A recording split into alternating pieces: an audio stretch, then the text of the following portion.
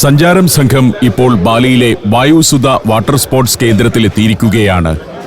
മനോഹരമായ ഒരു ബീച്ച്. ബുദ്ധന്റെ ഒരു പ്രതിമയാണ് പുറം തിരിഞ്ഞിരിക്കുന്നത്. വിസ്തൃതമായ ഒരു ബീച്ചാണ്. കടൽ തീരം മുഴുവൻ നിരവധിയായ വാട്ടർ സ്പോർട്സ് ആക്ടിവിറ്റികൾക്ക് വേണ്ടി ഒരുക്കി വച്ചിരിക്കുന്നു. രാവിലെ തന്നെ വാട്ടർ സ്പോർട്സിൽ പങ്കെടുക്കാൻ ധാരാളം ആളുകൾ വന്നിരിക്കുന്നു. അവരൊക്കെ ഓരോരോ റൈഡിനു വേണ്ടി കാത്തു നിൽക്കുകയാണ്. ഓരോന്നും നേരത്തെ തന്നെ ബുക്ക് ചെയ്യാം. ബുക്കിംഗ് കൗണ്ടറുകളുണ്ട്. അവിടെ പോയി ബുക്ക് ചെയ്തു കഴിഞ്ഞാൽ നമുക്ക് ഓരോ ആക്ടിവിറ്റിക്കും പോകാം. സ്പീഡ് ബോട്ടുകൾ, ബനാന റൈഡ്, ജെറ്റ് സ്കീ, അങ്ങനെ പലതുണ്ട്. ഏതുതരം വാട്ടർ സ്പോർട്സ് ആക്ടിവിറ്റിയിലും ഏർപ്പെടാം. Under water sports, parasailing, snorkelling, seawalk, scuba diving എന്നിങ്ങനെ ആക്ടിവിറ്റികൾ പലതരം. സ്പീഡ് ബോട്ടുമായി ബന്ധിപ്പിച്ചിരിക്കുന്ന പാരച്യൂട്ടിൽ പറന്നു നീങ്ങുന്നു ചിലർ. നിരവധി ആക്ടിവിറ്റികളോടെ സജീവമായൊരു സ്ഥലം. ഫ്ലൈ ബോർഡിൽ ഉയർന്നു നിൽക്കുകയും താഴ്ന്നു പറക്കുകയും ചെയ്യുന്നു ചിലർ. മർദ്ദം ഉപയോഗിച്ച് പൊങ്ങുകയും താഴുകയും ചെയ്യുന്ന ഉപകരണമാണ് ഫ്ലൈ ബോർഡ്. ഇതിലിങ്ങനെ പൊങ്ങി നിൽക്കുന്നതും അഭ്യാസങ്ങൾ കാട്ടുന്നതും ഹൈഡ്രോ ഫ്ലൈയിങ് എന്ന കായിക വിനോദമായാണ് അറിയപ്പെടുന്നത്. ഫ്രഞ്ച് വാട്ടർക്രാഫ്റ്റ് റൈഡറായ ഫ്രാങ്കി സലാറ്റ 2012 കണ്ടുപിടിച്ച ഉപകരണമാണ് ഫ്ലൈ ബോർഡ്. ഇത് ടാൻഡം ഫ്ലൈ ബോർഡാണ്. അതായത് കൂടെ ഒരു പരിശീലകനുണ്ടാകും. അയാളാണ് ഫ്ലൈ ബോർഡ് നിയന്ത്രിക്കുന്നത്. താഴെയുള്ള ജെറ്റ് സ്കീ ഫ്ലൈ ബോർഡിലേക്ക് നല്ല ശക്തിയിൽ നോസിലുകളിലൂടെ വെള്ളം തള്ളിവിടുന്നു. ആ മർദ്ദത്തിലാണ് ഫ്ലൈ ബോർഡും അതിലെ ആളുകളും ഉയർന്നു നിൽക്കുന്നത്. ടൂറിസ്റ്റ് കേന്ദ്രങ്ങളിലെ ആകർഷകമായ ഒരു വാട്ടർ സ്പോർട്സ് ആക്ടിവിറ്റിയായി ഇപ്പോൾ ഫ്ലൈ ബോർഡിംഗ് മാറിക്കഴിഞ്ഞു. രാവിലെ തന്നെ കടലും തീരവും ടൂറിസ്റ്റുകളാൽ സജീവമാണ്. സഞ്ചാരം ടീമിലെ അംഗങ്ങളാണ് ഇവരൊക്കെ. ഓരോരോ റൈഡിന് പോകാൻ തയ്യാറെടുക്കുകയാണവർ. ലൈഫ് ജാക്കറ്റ് അണിഞ്ഞു വേണം കടലിലിറങ്ങാൻ. അല്പം സാഹസികമായ പരിപാടികളാണല്ലോ. ഇവിടെ ബനാന ബോട്ട് റൈഡ് എന്ന പരിപാടി എല്ലാവർക്കും നമ്മൾ ഫ്രീ ആയി നൽകുന്നുണ്ട്. അതുകൂടാതെ ഒരു ടർട്ടിൽ ഐലൻഡിലേക്കുള്ള യാത്രയുമുണ്ട്. ബാക്കിയൊക്കെ ഓരോരുത്തർക്ക് സ്വന്തം ചെലവിൽ ഇഷ്ടം പോലെ തിരഞ്ഞെടുക്കാം. പലരും പല ആക്ടിവിറ്റികളും നേരത്തെ ബുക്ക് ചെയ്തിട്ടുണ്ട്. ഫ്ലൈ ബോർഡിലൊന്നും നമ്മുടെ സംഘത്തിലെ ആരും കയറുന്നത് കാണുന്നില്ല. അതിനുള്ള ധൈര്യമില്ലാഞ്ഞിട്ടാണോ ആവോ. ഒരു സംഘം ഇതാ ബോട്ടിൽ കയറുന്നു. ഇവർ പാരാസെയിലിങ്ങിനും മറ്റും പോവുകയാണ്. ഇതാണ് ബനാന റൈഡ്. ബനാന പോലെയുള്ള വലിയ ട്യൂബിന് മുകളിൽ കയറിയുള്ള യാത്ര. ഇത് ജെറ്റ് സ്കീ, വാട്ടർ സ്കൂട്ടർ എന്നും വിളിക്കും. നമ്മുടെ ടീമിലെ ആദ്യത്തെ ഒരു സംഘം ബനാന റൈഡിന് പോകാനായി അതിലേക്ക് ചെന്നു കയറുന്നു. ഏറ്റവും സിമ്പിളായിട്ടുള്ള ഒന്നാണത്. 6-7 പേർ അതിൽ കയറി. ഇതിനെ ഒരു സ്പീഡ് ബോട്ട് വലിച്ചുകൊണ്ടുപോകും. കടലിൽ കൊണ്ടുപോയി കുറച്ച് അഭ്യാസമൊക്കെ കാണിക്കും. വെട്ടിത്തിരിയുക, മറിക്കാൻ ശ്രമിക്കുക, പിന്നെ സ്പീഡിൽ പോകുക, ഇങ്ങനെയൊക്കെയുള്ള കാര്യങ്ങൾ. അതിലുമുണ്ടല്ലോ ഒരു ത്രിൽ. ഇവിടെ ഈ കാണുന്നത് ഡോണറ്റ് റൈഡിനുള്ള സംഗതിയാണ്. ഡോണറ്റ് റൈഡും ബനാന റൈഡ് പോലെയാണ്. സ്പീഡ് ബോട്ടിൽ കെട്ടി വലിച്ചുകൊണ്ടു പോകും. എന്റെ സംഘത്തിലെ കുറെ പേരാണ് ആ പോകുന്നത്. ഒരു 10-15 മിനിറ്റ് കടലിൽ കറങ്ങിയിട്ട് അത് തിരിച്ചു വരും. മറ്റൊരു സംഘം ഇതാ ബനാന റൈഡ് കഴിഞ്ഞ് മടങ്ങിയെത്തുന്നു. ഇതും നമ്മുടെ ടീമിലുള്ളവർ തന്നെയാണ്.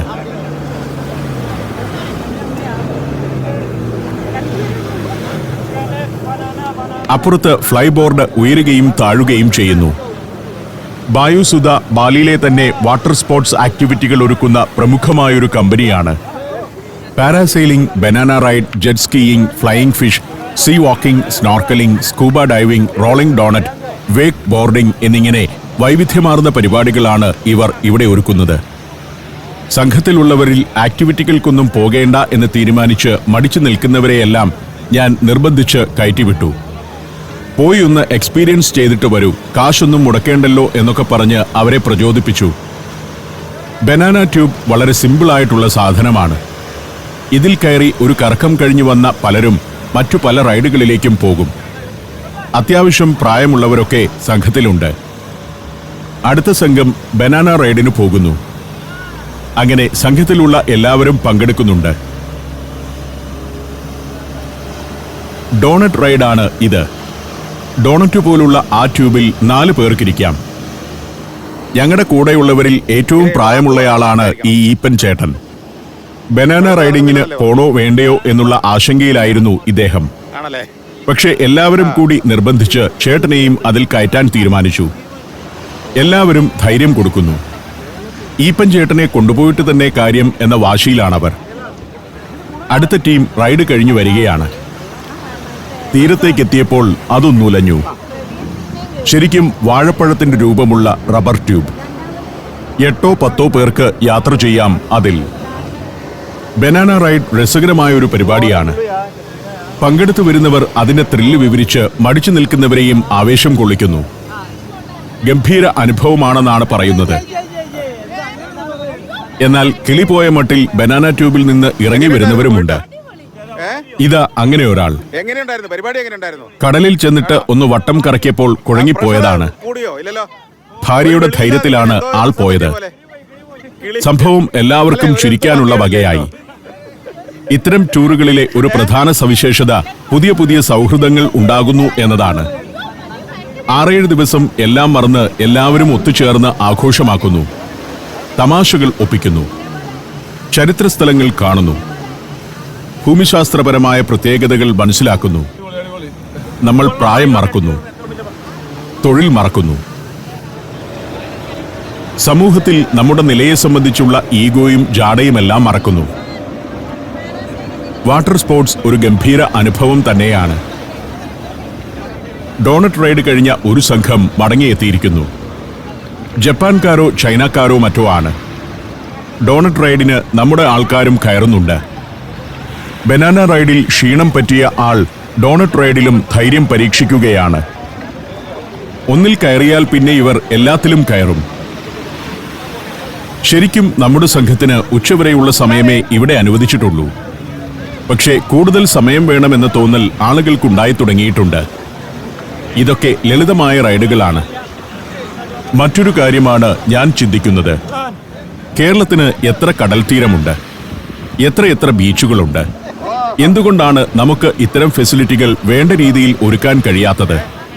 ഈ ബീച്ചിൽ ആയിരക്കണക്കിന് ആളുകൾ വരുന്നു, ഉല്ലസിക്കുന്നു. ഈപ്പൻ ചേട്ടന് കുഴപ്പമൊന്നുമില്ല. പക്ഷേ ലൈഫ് ജാക്കറ്റൊക്കെ അഴിച്ചു മാറ്റാൻ 3 പേർ വേണ്ടി വന്നേ ഉള്ളൂ. എന്തായാലും എല്ലാവരും കൂടി ചേർന്ന് ആളെ സ്വതന്ത്രനാക്കി.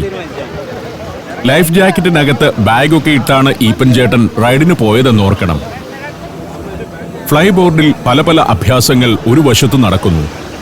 ഗോവയിൽ പോലും ഇത്തരം പരിപാടികൾ വന്നു കഴിഞ്ഞു. പക്ഷേ കേരളത്തിന് ഇതെല്ലാം അന്യമാണ്. ഇതാണ് ഫ്ലൈ ഫിഷ്. പുതിയ സാധനമാണ്. റൈഡില്ലാത്തപ്പോൾ ഇതെടുത്ത് തണലത്തു വയ്ക്കും. അധികം ചൂടേറ്റാൽ എയർ ലീക്ക് ഉണ്ടാവുമെന്നതുകൊണ്ടാണത്. റൈഡിന്റെ സമയത്ത് മാത്രമേ വെള്ളത്തിൽ ഇറക്കുകയുള്ളൂ. ഇപ്പോൾ ബുക്കിംഗ് വന്നതുകൊണ്ടാണ് ഇറക്കിക്കൊണ്ടു പോകുന്നത്. ബോട്ടിൽ കെട്ടി വലിക്കുമ്പോൾ ഉയർന്നു പറക്കുന്ന സംഗതിയാണ് ഫ്ലൈയിങ് ഫിഷ്. 50 അടി വരെ ഉയരത്തിലേക്ക് പറക്കാം. കുറച്ച് ധൈര്യമൊക്കെയുള്ള ചെറുപ്പക്കാരാണ് അതിൽ കൂടുതലായി കയറുന്നത്. 3-4 പേരെയാണ് അതിൽ ഒരേ സമയം കൊണ്ടുപോവുക. ഓരോന്നിന്റെയും റൈഡ് കഴിഞ്ഞാൽ അത് തണലിലേക്ക് കൊണ്ടുവന്നു വയ്ക്കും. ഫ്ലൈയിങ് ഫിഷ് എങ്ങനെയാണ് പറക്കുന്നതെന്ന് നോക്കിക്കൊള്ളൂ. രസകരമാണത്. ഒരു വവ്വാൽ പറക്കുന്നതുപോലെ അവൻ പറക്കും. ഇതാണ് പരിപാടി. മുന്നിലുള്ള ബോട്ട് അത് കെട്ടിവലിച്ചുകൊണ്ടാണ് പോകുന്നത്. ഗംഭീര അനുഭവമാണത്. എയറിലാവുക എന്ന് പറയുന്ന പരിപാടി തന്നെ.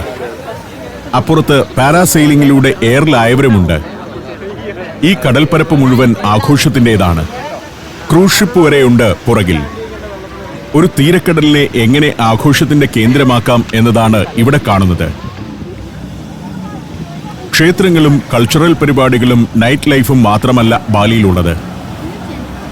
ബാലി കിഴക്കൻ ഏഷ്യയുടെ ഒരു ടൂറിസ്റ്റ് തലസ്ഥാനമാകുന്നത് ഇങ്ങനെയാണ്.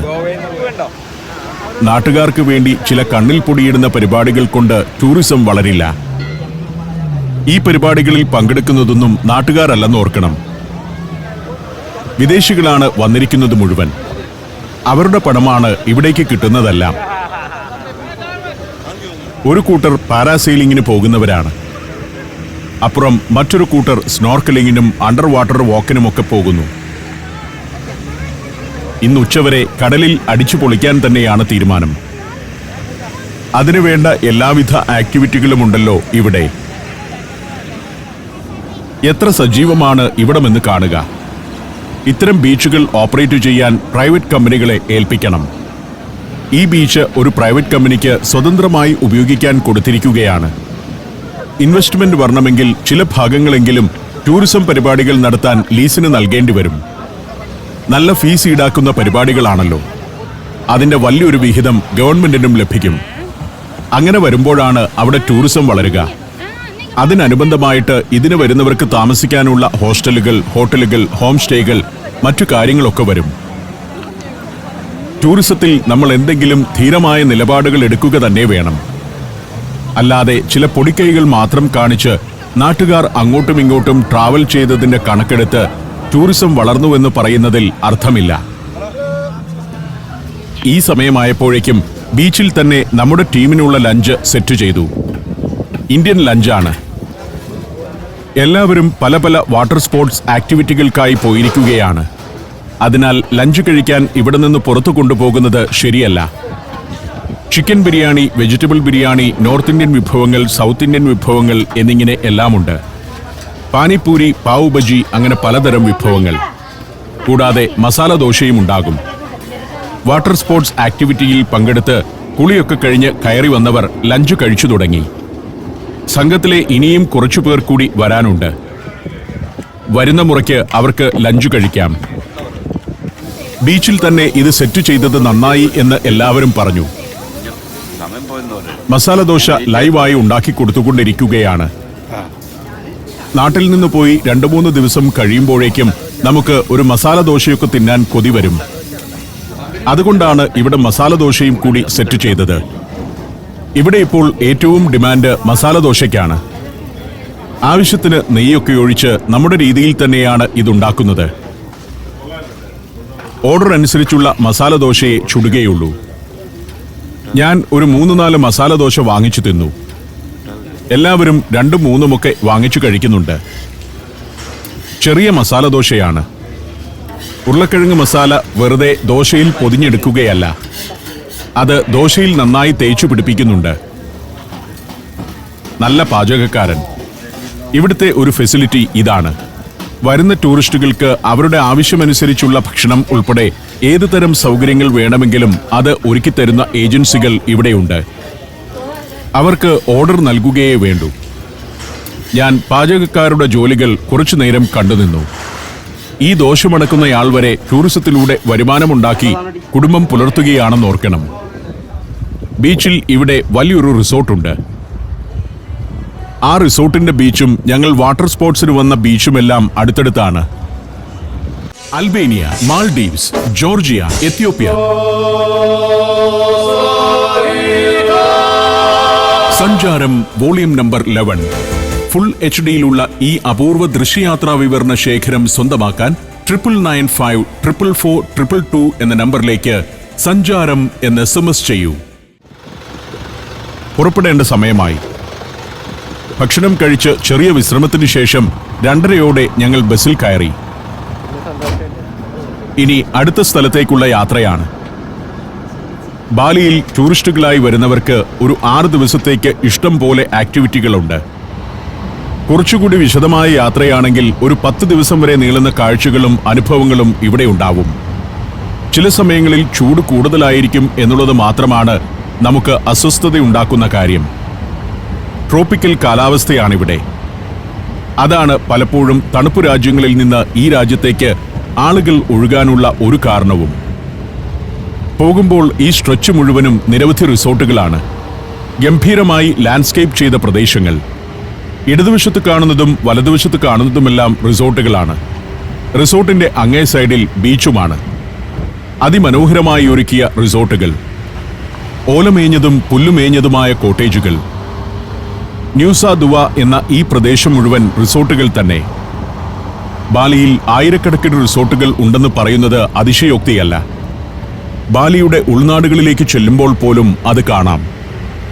ടൂറിസം ഒരു കാലത്തും ഉണ്ടാകില്ല എന്ന് കരുതിയ ബീച്ചില്ലാത്ത, ഹെറിറ്റേജ് കാഴ്ചകളില്ലാത്ത സ്ഥലങ്ങളിൽ ചെല്ലുമ്പോൾ പോലും നിരവധി റിസോർട്ടുകൾ കാണാം. ഓരോ വർഷവും ബാലിയിലെത്തുന്ന ടൂറിസ്റ്റുകളുടെ എണ്ണം വർദ്ധിച്ചുകൊണ്ടേയിരിക്കുകയാണ്. അതനുസരിച്ച് ബാലി ഗവൺമെന്റ് കൃത്യമായ പദ്ധതികൾ ആവിഷ്കരിക്കുന്നുമുണ്ട്. റെസ്പോൺസിബിൾ ടൂറിസമാണ് ഇവിടെ നടപ്പാക്കുന്നത്. ബാലിയുടെ സാംസ്കാരിക തനിമയ്ക്ക് കോട്ടം തട്ടാത്ത, ഇന്നാടിന്റെ പരിസ്ഥിതിക്ക് നാശമുണ്ടാകാത്ത ടൂറിസം. ടൂറിസ്റ്റുകളുടെ സുരക്ഷയും സൗകര്യവും മുന്നിൽ കണ്ട് ടൂറിസം മേഖലയിൽ പ്രവർത്തിക്കുന്ന കമ്പനികൾക്കും വ്യക്തികൾക്കുമെല്ലാം കർശന നിബന്ധനകളും വ്യവസ്ഥകളുമുണ്ട് ഇവിടെ. ഗവൺമെന്റിൽ രജിസ്റ്റർ ചെയ്യാത്ത ഒരു ടൂറിസം ആക്ടിവിറ്റിയും ഇവിടെ നടത്താനാവുകയുമില്ല. ഇവിടുത്തെ പ്രധാന ഭാഗങ്ങളിലൊക്കെ 2 വരി റോഡേ ഉള്ളൂ എന്നതാണ് ഒരു പ്രശ്നം. വൈകുന്നേരമൊക്കെ ആകുമ്പോഴേക്കും പലയിടത്തും ട്രാഫിക് കൺജഷൻ ആകും. റോഡിൽ കാത്തുകിടന്ന് കുറേയേറെ സമയം പോകുന്ന ഒരു പ്രശ്നം ഇപ്പോഴുണ്ട്. അത് പരിഹരിക്കാൻ പക്ഷേ മാർഗമൊന്നുമില്ല. കാരണം ക്ഷേത്രങ്ങളും റെസ്റ്റോറന്റുകളും റിസോർട്ടുകളും ഹോട്ടലുകളും വാണിജ്യ സ്ഥാപനങ്ങളുമെല്ലാമായി റോഡിന്റെ 2 വശവും തിങ്ങി നിറഞ്ഞു കഴിഞ്ഞു. അതാണ് ബാലി ഇന്ന് നേരിടുന്ന ഏറ്റവും വലിയ പ്രശ്നങ്ങളിലൊന്ന്, ട്രാഫിക് കൺജഷൻ. അത് മറികടക്കാൻ കടലിലൂടെയുള്ള പാതകളും മറ്റും ഇവർ വിഭാവനം ചെയ്യുന്നുണ്ട്. ദ്വീപിന്റെ തെക്കുവടക്ക് ബന്ധിപ്പിച്ചുകൊണ്ടുള്ള പാതകൾ. ബസ് അടുത്ത സ്ഥലത്തേക്ക് എത്തിയിരിക്കുന്നു. GWK cultural park. Garuda Vishnu Kencana cultural park എന്നാണ് മുഴുവൻ പേര്. ഇന്തോനേഷ്യൻ ആർട്ടിസ്റ്റും സാംസ്കാരിക പ്രമുഖനുമായ ന്യോമാൻ നൗവാർത്തയുടെ ആശയമായിരുന്നു ഈ കൾച്ചറൽ പാർക്ക്. രാജ്യത്തിന്റെ മുൻ പ്രസിഡന്റ് ജോക്കോ വിഡോഡോ ഇതിന് വലിയ പിന്തുണയും നൽകിയിരുന്നു. 60 ഹെക്ടർ പ്രദേശത്ത് വ്യാപിച്ചു കിടക്കുകയാണ് ഈ പാർക്ക്. 1989-ലാണ് ഇതിന്റെ പണി ആരംഭിച്ചത്. പണി പൂർത്തിയാവാൻ 25 വർഷം വേണ്ടിവന്നു. ഇന്തോനേഷ്യയുടെ സാംസ്കാരിക പൈതൃകത്തിന്റെ പ്രതീകമെന്ന നിലയിലായിരുന്നു ഇതിന്റെ നിർമ്മാണം. പാർക്കിന്റെ വിശാലമായ ക്യാമ്പസിലൂടെയാണ് ബസ് ഓടിക്കൊണ്ടിരിക്കുന്നത്. സമുദ്രനിരപ്പിൽ നിന്നും 260 മീറ്റർ ഉയരത്തിലാണ് ഈ പ്രദേശം. ഇവിടെ ഒരു ഡ്രോപ്പിംഗ് പോയിന്റ് ഉണ്ട്. ഞങ്ങളെ അവിടെ ഇറക്കിവിട്ട് ബസ് പാർക്കിങ്ങിലേക്ക് പോയി.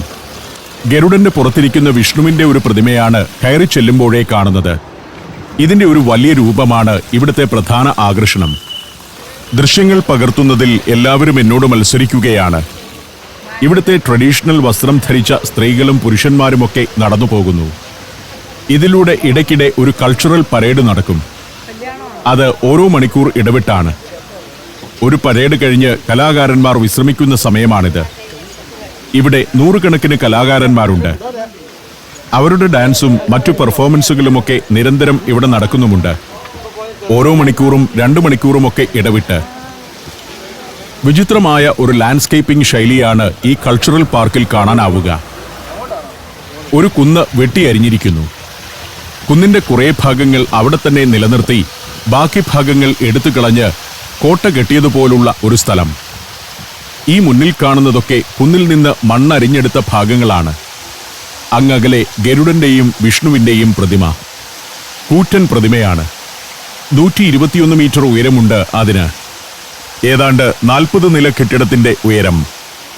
അത് കുറച്ചുകൂടി അടുത്തുപോയി നിന്ന് കാണാം. ഇപ്പോഴും അതിന്റെ പണി പൂർണ്ണമായിട്ടില്ല. ഞങ്ങൾ എൻട്രൻസിലേക്ക് നടക്കുകയാണ്. ഗൈഡ് അസ്താവ എല്ലാവർക്കുമുള്ള ടിക്കറ്റ് എടുത്തു വന്നു. ടിക്കറ്റിലെ QR കോഡ് സ്കാൻ ചെയ്തു വേണം അകത്തേക്കു കയറാൻ. അസ്താവയുടെ അടുത്തു നിന്ന് എല്ലാവരും ടിക്കറ്റ് വാങ്ങി. പിന്നെ മുന്നോട്ട് നടന്നു. മനോഹരമായ ഒരു ക്യാമ്പസാണ്. അലാം സുദേര റിയാലിറ്റി എന്ന കമ്പനിയാണ് ഇതിന്റെ നടത്തിപ്പുകാർ. 2 വശത്തും തിട്ടയിൽ യഥാർത്ഥത്തിൽ ഒരു കുന്നായിരുന്നു. അതിൽ നിന്ന് മണ്ണരിഞ്ഞ് ഇത്രയും താഴ്ത്തിയെടുത്തതാണ്. അവിടെ പല ഭാഗങ്ങളിൽ നിന്ന് കൃത്യമായ അളവിൽ മണ്ണ് വെട്ടി നീക്കിയപ്പോൾ ഇവിടം ഒരു കോട്ടയുടെ ഉൾഭാഗം പോലെ ആയിരിക്കുന്നു. മനോഹരമായ ലാൻഡ്സ്കേപ്പിംഗ്. ഇവിടെ നിരന്തരമായി എന്തെങ്കിലുമൊക്കെ പരിപാടികൾ നടക്കാറുണ്ട്. എക്സിബിഷനുകൾ, ഇവന്റുകൾ, കൾച്ചറൽ പരിപാടികൾ എന്നിവയൊക്കെ. ഇപ്പോഴും എന്തോ പരിപാടിക്കുള്ള സ്റ്റേജ് സെറ്റ് ചെയ്തുകൊണ്ടിരിക്കുന്നുണ്ട്. ബാലിയിലെ അതിസമ്പന്നരുടെ ഒരു വിവാഹവേദി കൂടിയാണ് ഇപ്പോൾ ഇവിടം. പാർക്കിൽ ദിവസവും നടക്കുന്ന കൾച്ചറൽ പരിപാടികൾക്ക് പുറമെ ലോകപ്രശസ്ത കലാസംഘങ്ങളുടെ അവതരണങ്ങൾക്കും ഇവിടം വേദിയാവുന്നു. ബ്രിട്ടീഷ് ഹെവി മെറ്റൽ ബാൻഡായ അയൺ മെയ്ഡനും അമേരിക്കൻ റോക്ക് ബാൻഡായ പാരാമോറുമെല്ലാം ഇവിടെ പരിപാടികൾ അവതരിപ്പിച്ചിട്ടുണ്ട്. അവിടെ വെച്ച് നമ്മുടെ സംഘത്തിൽ നിന്ന് കിട്ടിയ എല്ലാവരെയും ചേർത്ത് ഒരു ഗ്രൂപ്പ് ഫോട്ടോ എടുത്തു. ഇതാണ് ഗരുഡ വിഷ്ണു പ്രതിമ. തുടക്കം മുതൽ ചില വിവാദങ്ങൾ ഉണ്ടാക്കിയ പ്രതിമ കൂടിയാണിത്. ബാലിയിലെ ഹിന്ദുക്കളിലെ ഒരു വിഭാഗമാണ് പ്രധാനമായും പ്രതിഷേധമുയർത്തിയത്. ദ്വീപിലെ എല്ലാ ക്ഷേത്രങ്ങളെക്കാളും ഉയരത്തിൽ ഇങ്ങനെ ഒരു പ്രതിമ സ്ഥാപിക്കുന്നത് വിശ്വാസപരമായി തെറ്റാണെന്നായിരുന്നു അവരുടെ വാദം. ആചാരവിധിപ്രകാരമല്ലാതെ ടൂറിസത്തിനു വേണ്ടി വിഷ്ണു പ്രതിമ സ്ഥാപിച്ചതിനെയും പലരും എതിർത്തു. അത്തരം വിവാദങ്ങൾ ഇപ്പോഴും തുടരുന്നുണ്ട്. ആ കഥകൾ ഓർത്തുകൊണ്ട് ഞാൻ കൾച്ചറൽ പാർക്കിലൂടെ നടന്നു.